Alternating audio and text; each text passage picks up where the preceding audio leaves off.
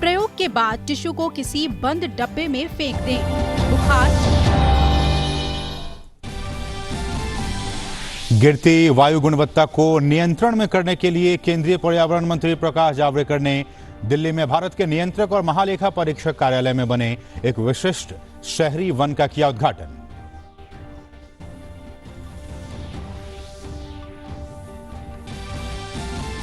केंद्रीय मंत्री रविशंकर प्रसाद ने पश्चिम बंगाल के लिए एक वर्चुअल रैली को किया संबोधित। कहा, अमन और शांति में यकीन करने वाला भारत मतभेदों को शांतिप्रिय तरीकों से सुलझाने का है पक्षधर, लेकिन अपनी रक्षा के लिए जरूरत पड़ने पर भारत मुंहतोड़ जवाब देने में भी है सक्षम। केंद्रीय मानव संसाधन विकास मंत्री डॉक्टर रमेश पोखरियाल निशंक ने केंद्रीय स्वास्थ्य मंत्री डॉक्टर हर्षवर्धन के साथ वीडियो कॉन्फ्रेंसिंग के जरिए की दुनिया की पहली ड्रग डिस्कवरी हैकेथॉन 2020 की शुरुआत। कहा, इससे युवा पीढ़ी को नई दवाइयां बनाने के लिए मिलेगी प्रेरणा। देश में कोरोना मामलों में रिकवरी रेट करीब 59.51%। कोरोना के सक्रिय मामले हुए 2,26,947। 3,59,859 लोगों को इलाज के बाद मिली छुट्टी। कोरोना से 17,834 मरीजों की मौत। दुनिया भर में संक्रमितों की संख्या 1,06,00,000 के पार। रूस में राष्ट्रपति व्लादिमीर पुतिन के राष्ट्रपति पद पर 2036 तक बने रहने का रास्ता हुआ साफ। जनमत संग्रह में जनता ने भारी बहुमत के साथ देश में राजनीतिक यथास्थिति बनाए रखने का किया समर्थन।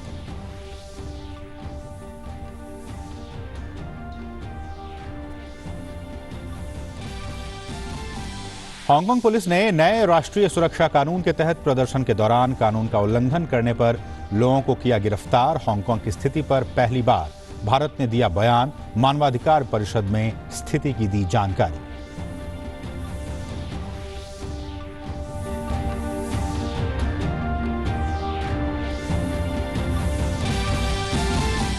और संयुक्त राष्ट्र सुरक्षा परिषद ने संकटग्रस्त क्षेत्रों में युद्ध जैसी स्थिति को रोकने के लिए पहली बार एक कोविड संबंधित प्रस्ताव को किया स्वीकार।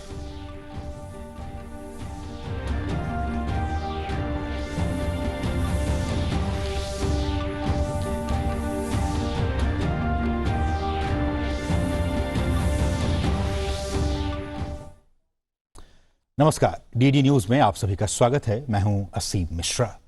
केंद्रीय पर्यावरण मंत्री प्रकाश जावड़ेकर ने आज नई दिल्ली स्थित भारत के नियंत्रक और महालेखा परीक्षक कार्यालय में एक विशिष्ट शहरी वन का उद्घाटन किया। 1 एकड़ में फैले इस बहुस्तरीय शहरी वन बनाने का मकसद दिल्ली की वायु गुणवत्ता में सुधार लाना है।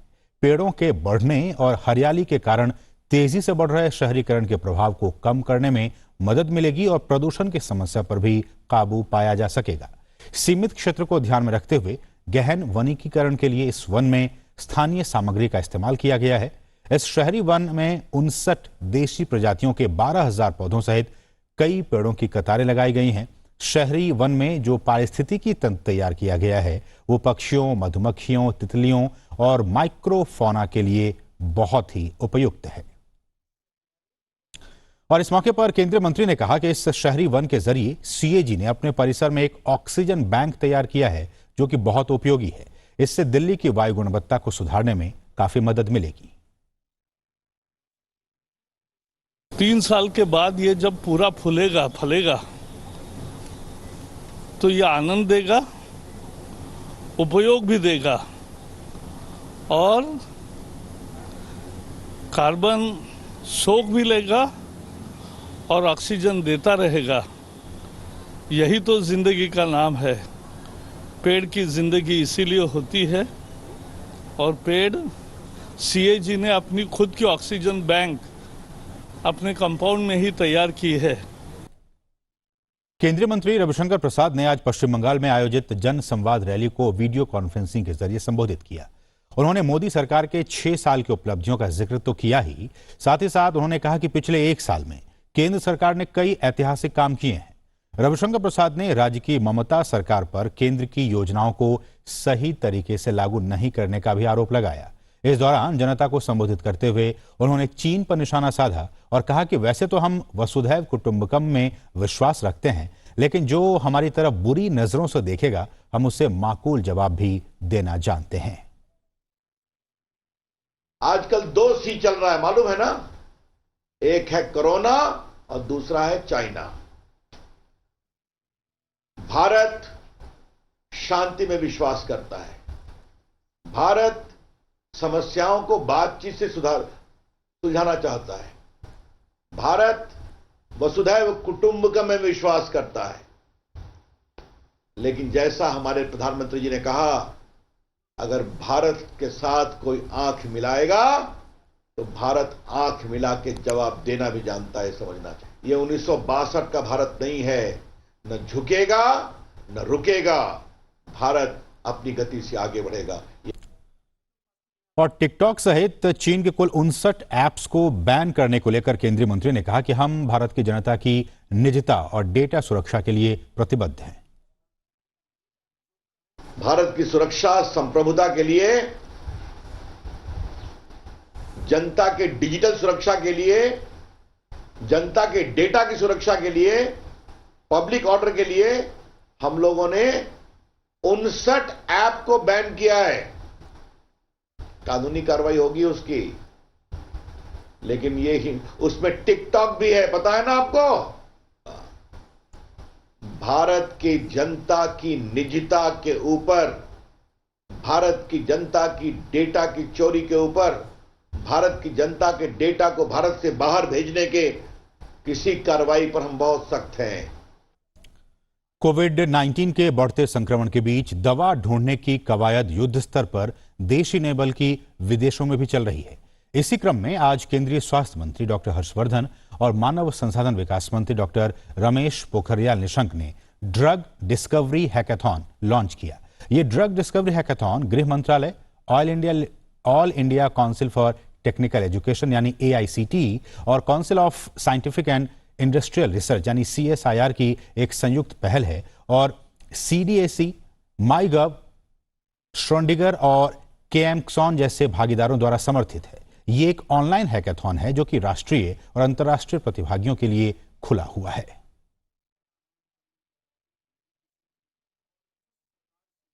मुझे आज बहुत खुशी हो रही है कि आज विश्व के पहली ड्रग डिस्कवरी हैकाथॉन 2020 का शुभारंभ हो रहा है और इस अवसर पर मैं डॉक्टर हर्षवर्धन जी, उनकी पूरी टीम को, स्वास्थ्य मंत्रालय, विज्ञान प्रौद्योगिकी और मानव संसाधन विकास मंत्रालय, ये तीनों मंत्रालयों की इस महत्वपूर्ण टीम को बधाई और शुभकामना देना चाहता हूं कि जो आज शुरुआत हुई है वो कोई सामान्य शुरुआत नहीं है। ये पूरे विश्व का ड्रग डिस्कवरी हैकाथॉन पहला है पूरी दुनिया का, जो ये 3 चरणों में होने वाला है। ये हैकाथॉन, ये पहले चरण, दूसरे चरण और तीसरे चरण में। और जैसे मेरे को बताया गया कि ये केवल ये इनोवेशन एक दुनिया के लिए एक ऐसा प्लेटफॉर्म तैयार करना है। ये केवल ड्रग की खोज के प्रति छात्रों में और शोधकर्ताओं में उत्सुकता ही पैदा करना नहीं है, बल्कि जैव चिकित्सा की दिशा में एक नए अभियान की शुरुआत करना भी इसके पीछे ये हेतु है। और खबर मध्य प्रदेश से है, जहां आज राज्य मंत्रिमंडल का दूसरी बार विस्तार किया गया। गोपाल भार्गव, विजय शाह, प्रेम सिंह पटेल, यशोधरा राजे सिंधिया, भूपेंद्र सिंह, बृजेंद्र प्रताप सिंह और विश्वास सारंग समेत आज कुल 28 मंत्रियों ने शपथ ली। मध्य प्रदेश मंत्रिमंडल का पहला विस्तार 21 अप्रैल को हुआ था, जब केवल 5 मंत्रियों को शपथ दिलाई गई थी। और कोरोना महामारी के खिलाफ लड़ाई में सरकार के प्रयासों के साथ जनता का भी साथ रंग ला रहा है। कोरोना संक्रमितों के स्वस्थ होने की दर में भी लगातार इजाफा हो रहा है। कोविड-19 रोगियों के स्वस्थ होने की दर बढ़कर अब 59.51% हो गई है। कोरोना संक्रमण की स्थिति की बात करें तो इस समय देश में कोरोना के कुल 2,26,947 एक्टिव केसेस हैं। अब तक 3,59,859 लोग इलाज के बाद स्वस्थ भी हो चुके हैं। हालांकि 17,834 लोगों की अब तक कोरोना के कारण मौत हो चुकी है। और इस सबके बीच दिल्ली NCR में कोविड-19 की स्थिति और भविष्य की रणनीतियों को लेकर केंद्रीय गृह मंत्री अमित शाह ने आज एक खास बैठक बुलाई है। बैठक में उत्तर प्रदेश के मुख्यमंत्री योगी आदित्यनाथ, हरियाणा के मुख्यमंत्री मनोहर लाल और दिल्ली के मुख्यमंत्री अरविंद केजरीवाल इसमें शामिल होंगे। आज शाम होने वाली इस बैठक में वीडियो कॉन्फ्रेंसिंग के जरिए होगी। दिल्ली एनसीआर को लेकर एक समन्वित रणनीति बनाने के मकसद से गृह मंत्री ने पिछले हफ्ते ये बैठक बुलाने का ऐलान किया था। बैठक में केंद्रीय गृह मंत्रालय और स्वास्थ्य मंत्रालय के अलावा संबंधित राज्यों के वरिष्ठ अधिकारी भी शामिल होंगे। इससे पहले अमित शाह दिल्ली एनसीआर के अधिकारियों के साथ एक बार बैठक कर भी चुके हैं।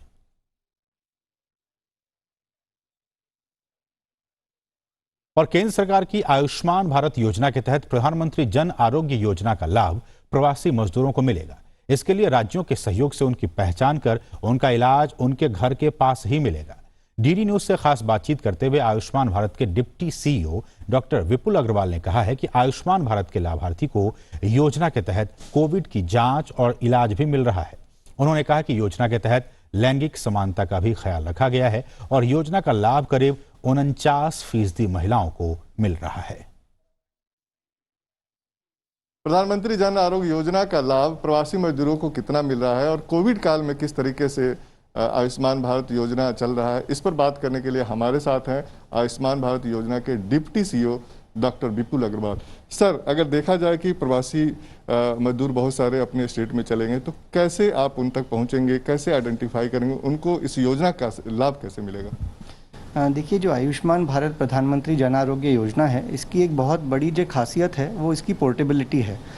ये पहली बार किसी भी योजना में शायद पोर्टेबिलिटी केंद्र सरकार के द्वारा लाई गई कि इसमें इस योजना में जो हॉस्पिटल्स हमारे साथ एम्प्लॉयमेंट है, आज 22,700 स्वास्थ्य संस्थाएं हमारे साथ जुड़ी हुई हैं।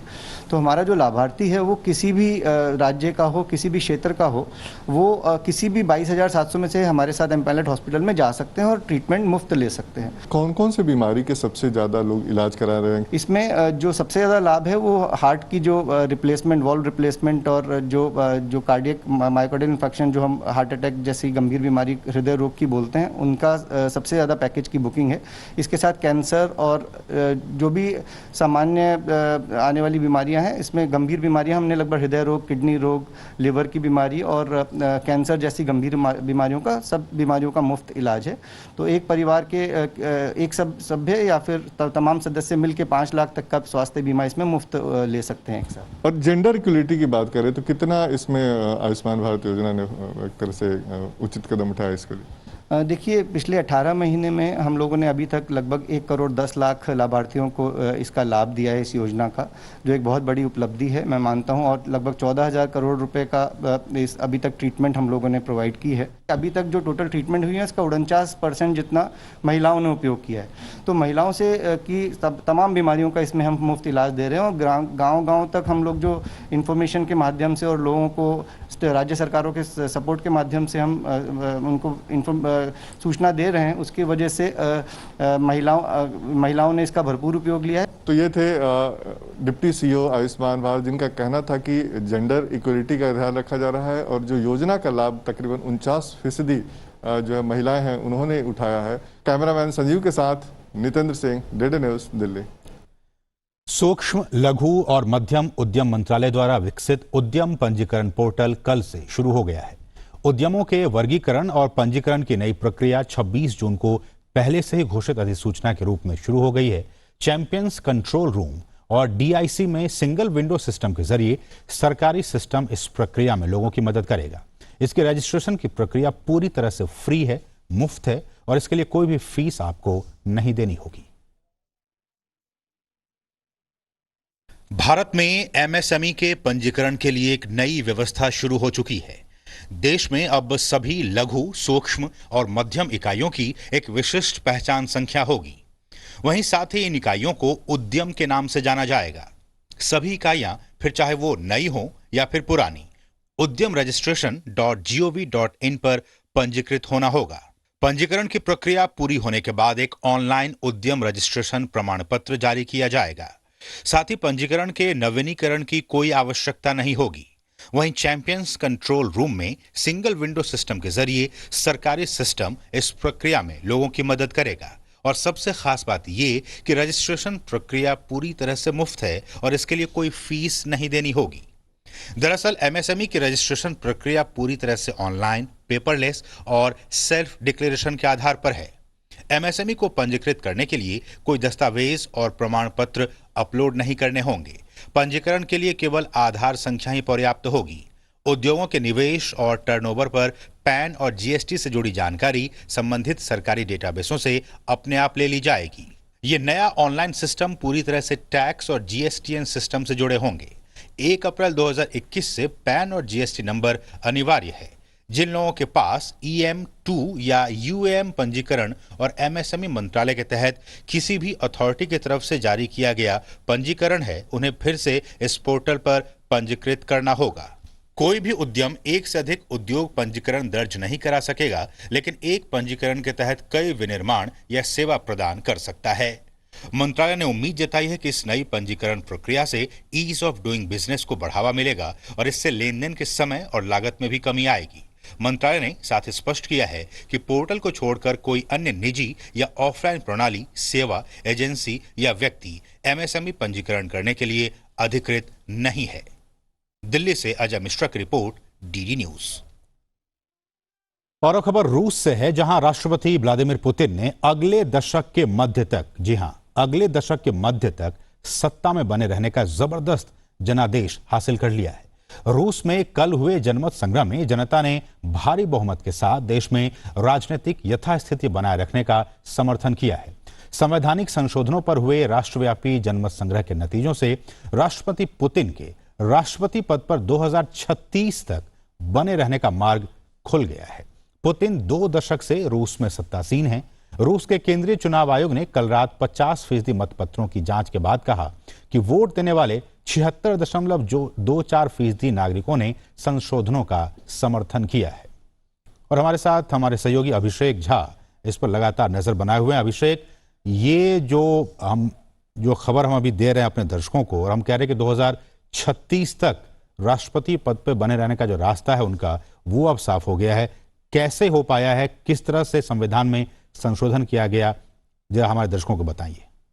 देखिए असीम, ये जो भी पुतिन ने अभी इस तरह से कहा नहीं है कि वो 2036 तक रूस के राष्ट्रपति रह सकते हैं, लेकिन ये कयास जरूर लगाया जा रहा है क्योंकि पुतिन का जो मौजूदा टर्म है वो 2024 में खत्म हो रहा है और जो मौजूदा कानूनी और संवैधानिक जो प्रावधान किए जा रहे हैं, जो संशोधन जिसके लिए पूरा मैंडेट, पूरा रेफरेंडम एक तरह से हुआ है, उसके तहत कोई भी व्यक्ति जो कि राष्ट्र के सबसे उच्च पद पर होगा, उसका ये टर्म माना नहीं जाएगा क्योंकि नए प्रावधानों के तहत 2 बार से ज्यादा कोई देश का राष्ट्रपति नहीं बन पाएगा। लेकिन अगर कोई भी मौजूदा राष्ट्रपति है तो उसके इस टर्म को काउंट नहीं करेंगे। 2024 में पुतिन का टर्म खत्म होता है और 2 बार अगर वो और राष्ट्रपति बनने की योग्यता हासिल कर लेते हैं इन प्रावधानों के बाद, तो निश्चित रूप से उनका 2036 तक राष्ट्रपति पद पर टिके रहना का रास्ता साफ हो जाएगा। 20 साल से वो रशिया की बागडोर संभाले हुए हैं। कई बार इसके लिए कॉन्स्टिट्यूशनल अमेंडमेंट्स भी किए गए। जब वो राष्ट्रपति से उन्होंने प्रधानमंत्री में वो एग्जीक्यूटिव पावर्स ट्रांसफर किए गए थे। तो अभी तो फिलहाल ये पूरा प्रावधान उन्होंने अलग अलग प्रावधान किए हैं, उसके तहत उन्होंने ज्यादा बड़े कॉन्स्टिट्यूशनल रिफॉर्म किए हैं। करीब 200 के आसपास जो रिफॉर्म्स है वो किए गए हैं, जिनमें सामाजिक, आर्थिक और कहे तो थोड़ा सा एक रिलीजियस सेंटिमेंट है जिसको ध्यान में रखा गया है। रूसी जो जड़ हैं, जो रूसी लोग हैं, उनको बहुत ज्यादा प्रेफरेंस दिया गया है रूसी नागरिक होने के लिए, और रशिया रूसियों का होगा इस बात पर बहुत ज्यादा जोर है। और रूसी कौन होंगे? वो ऐसे होंगे जो आप एक तरह से समझे कि जिन्होंने मिलकर रूस को बनाया है, जो भाषा के आधार पर, धर्म के आधार पर, मान्यताओं के आधार पर पुरातन काल से रूसी माने जाते रहे हैं, उनको एक ज्यादा हाईलाइट किया गया है इन प्रावधानों में।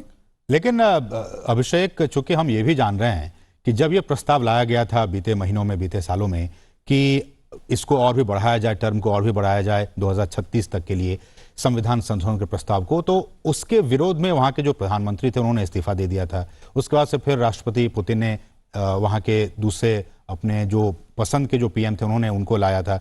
ये सारी कवायद एक तरफ, लेकिन कुछ सेक्शन में ये भी कहा जा रहा है कि इससे उनके अपने ही लोग खफा हैं। इसके पीछे कोई जानकारी अगर देखिए, निश्चित रूप से एक तरीके से जो पुतिन ने जब सत्ता की बागडोर संभाली थी, वो कुछ 47 इयर्स के थे। उसके बाद बहुत सारे लोग रहे हैं जिन्होंने उसके अंदर में लीडरशिप की है, राजनीति की है, और एक सफलता के ऊपर वो आगे बढ़ना चाहते हैं। बहुत सारी विचारधाराएं होती है पार्टी में जो कि अलग अलग लोग भी ऊपर आना चाहते हैं। अब पुतिन अगर 2036 तक स्वयं को राष्ट्रपति बनाने के लिए रशिया के अगर ये मैंडेट रखना चाहते हो, तो निश्चित रूप से उन लोगों में थोड़ा असंतोष जरूर होगा जो खुद को भी एक लीडर के तौर पर देश के देखना चाह रहे हैं। दूसरा और है जो डेमोक्रेटिक कॉन्सेप्ट है रशिया का, वो इससे कहीं ना कहीं छींचता नजर आ रहा है। बिल्कुल। क्योंकि अगर एक व्यक्ति 36 साल तक या 3 दशक से ज्यादा तक रशिया की बागडोर संभालने की स्टेटस में हो कि तो कहीं ना कहीं लोकतंत्र के लिए ये बहुत अच्छी बात नहीं कही जा सकती है। इसका काफी ज्यादा विरोध भी हुआ रशियन में, लेकिन पुतिन की बहुत मजबूत पकड़ है वहां की जनता में बहुत ज्यादा हीरो माने जाते हैं। तो पॉलिटिकल डिस्कोर्स हो सकता है, लेकिन पुतिन की सत्ता पर इसका बहुत ज्यादा फर्क पड़ा नहीं है। चलिए एक आखिरी सवाल और संक्षेप में जवाब दीजिएगा अभिषेक, क्योंकि अब जनता ने भी समर्थन दे दिया है, 2036 तक बने रहेंगे वो राष्ट्रपति। भारत के साथ कैसे देखते हैं संबंधों को? भारत के साथ बहुत एक तरीके से कहें जो रशिया के साथ भारत का रिश्ता रहा है उसमें कंटिन्यूटी कहें तो जारी रह जाएगी। आपको मैं बता दूं असीम, एक इत्तेफाक है कि जब रूस और भारत का जो शिखर सम्मेलन शुरू हुआ था, जिसमें हर एक साल भारतीय प्रधानमंत्री रूस जाते हैं और रूस के राष्ट्रपति कभी एक बार भारत आते हैं, ऑल्टरनेट ईयर्स में होता है। ये शुरुआत हुई थी पूर्व प्रधानमंत्री अटल बिहारी वाजपेयी के समय। बिल्कुल, और तब भी इसकी शुरुआत की थी रशियन प्रेसिडेंट पुतिन ने, और आज जब प्रधानमंत्री मोदी के साथ करीब 20 साल बाद भी वो सफर कायम है, तब भी रूस के राष्ट्रपति पुतिन। अभिषेक, आप इशारा कर रहे हैं 1999 की। बिल्कुल, तो ये 20 साल से लगातार देखिए तो एक कंटिन्यूटी जारी रह गई रशिया के साथ, और अगर पुतिन वहां पर रहते हैं तो निश्चित रूप से भारत के लिए तो ये सहज भावना होगी, क्योंकि जो भी आपके स्ट्रेटेजिक डायलॉग हैं, जो भी कूटनीतिक आपके मसले हैं उनके साथ, वो एक कंटिन्यूम में बना रहेगा। चलिए, बहुत बहुत शुक्रिया अभिषेक, इन तमाम ताजा अपडेट्स को हम तक पहुंचाने के लिए बहुत बहुत शुक्रिया आपका। बढ़ेंगे आगे, बात कोरोना की ही करेंगे। दुनिया भर में कोरोना वायरस का संक्रमण तेजी से फैल रहा है। कोविड-19 से विश्व भर में 1,06,68,000 से ज्यादा लोग संक्रमित हैं, जबकि 5,15,000 से ज्यादा लोगों की मौत भी हो चुकी है।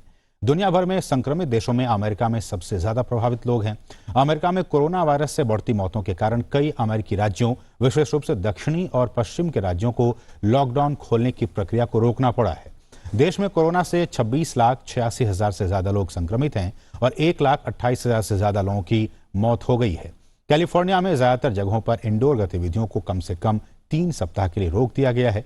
देश की 70% आबादी वाली 19 काउंटीज में सभी इंडोर आउटडोर बार और पब बंद रहेंगे। न्यूयॉर्क के रेस्टोरेंट में अंदर बैठकर भोजन करने की व्यवस्था को भी फिलहाल स्थगित कर दिया गया है। इस बीच WHO ने सख्त चेतावनी देते हुए कहा है कि जो भी राष्ट्र अभी भी नोवेल कोरोना वायरस से निपटने के लिए उपलब्ध हर तंत्र का उपयोग करने में विफल हैं, उन्हें इस वायरस को मात देने के लिए संघर्ष करना पड़ेगा। कोविड-19 महामारी के बढ़ते संक्रमण के बीच WHO ने कहा है कि वायरस के स्रोत का पता लगाने के लिए अगले सप्ताह अपने मुख्यालय से वो 2 विशेषज्ञ चीन भेजेगा। देर से प्रतिक्रिया देने और गोपनीयता बनाए रखने पर अमेरिका और अन्य लोगों की आलोचना झेल रहे चीन का कहना है कि ये पूरी तरह से पारदर्शी था और एक बार महामारी नियंत्रण में आने के बाद वो जांच में सहयोग भी करेगा।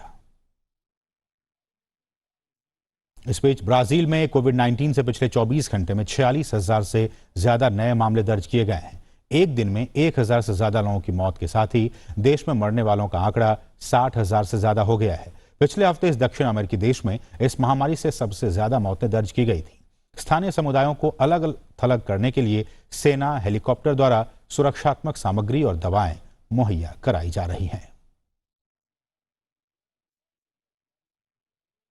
न्यूजीलैंड के स्वास्थ्य मंत्री ने कोरोना काल में लॉकडाउन नियमों का उल्लंघन करने और महामारी से निपटने को लेकर सरकार के प्रयासों की आलोचना के बाद इस्तीफा दे दिया है। डेविड क्लार्क लॉकडाउन और सोशल डिस्टेंसिंग के नियमों का उल्लंघन करते हुए अपने परिवार को कार से समुद्र तट पर ले गए थे। प्रधानमंत्री जसिंडा आर्डर्न ने उनका इस्तीफा स्वीकार कर लिया है।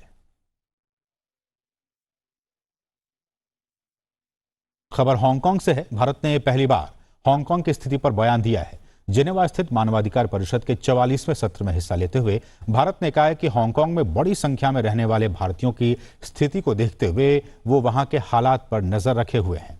भारत के राजदूत राजीव कुमार चंद्र ने कहा कि हांगकांग को बड़ी संख्या में भारतीय समुदाय ने घर बनाया है वहां पे, और हांगकांग में हो रहे घटनाक्रमों को लेकर कई चिंताजनक बातें सुनी हैं। उन्होंने कहा कि हमें उम्मीद है कि इस मसले से संबंधित सभी पक्ष ध्यान देंगे और इसका बेहद ही गंभीरतापूर्ण तरीके से समाधान निकाला जाएगा। Given the large Indian community that makes the Hong Kong Special Administrative Region of China its home, India has been keeping a close watch on recent developments. We have heard several statements expressing concern on these developments. We hope the relevant parties will take into account these views and address them properly, seriously and objectively.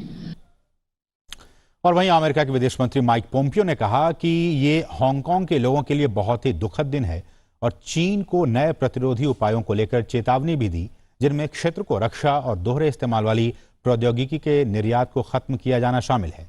Pompeo ने कहा कि America Hong Kong के आजादी पसंद लोगों के साथ खड़ा रहेगा। और इस सबके बीच हांगकांग पुलिस ने चीन की सरकार द्वारा लागू नए राष्ट्रीय सुरक्षा कानून के तहत कल प्रदर्शन के दौरान कानून का उल्लंघन करने के संदेह में कम से कम 10 लोगों को गिरफ्तार कर लिया। इनमें से कम 2 लोगों को हांगकांग की स्वतंत्रता की मांग कर पोस्टर और झंडे दिखाने के लिए गिरफ्तार किया गया। पुलिस ने कहा कि उसने अवैध रूप से जमा होने, हथियार रखने और राष्ट्रीय सुरक्षा कानून का उल्लंघन करने समेत विभिन्न आरोपों में 350 से अधिक लोगों को गिरफ्तार किया है। लगभग 3 महीने की जद्दोजहद के बाद आखिरकार संयुक्त राष्ट्र सुरक्षा परिषद ने कोविड-19 से जुड़े प्रस्ताव को मंजूरी दे दी है। फ्रांस और ट्यूनीशिया द्वारा ड्राफ्ट किए गए इस प्रस्ताव में दुनिया भर में कोरोना संक्रमितों के प्रति भेदभाव को तुरंत समाप्त करने की बात कही गई है और संयुक्त राष्ट्र महासचिव और उनके विशेष प्रतिनिधियों द्वारा उठाए गए कदमों का भी समर्थन किया गया है। तो इस बुलेटिन में फिलहाल इतना ही। हमें दीजिए अनुमति। नमस्कार।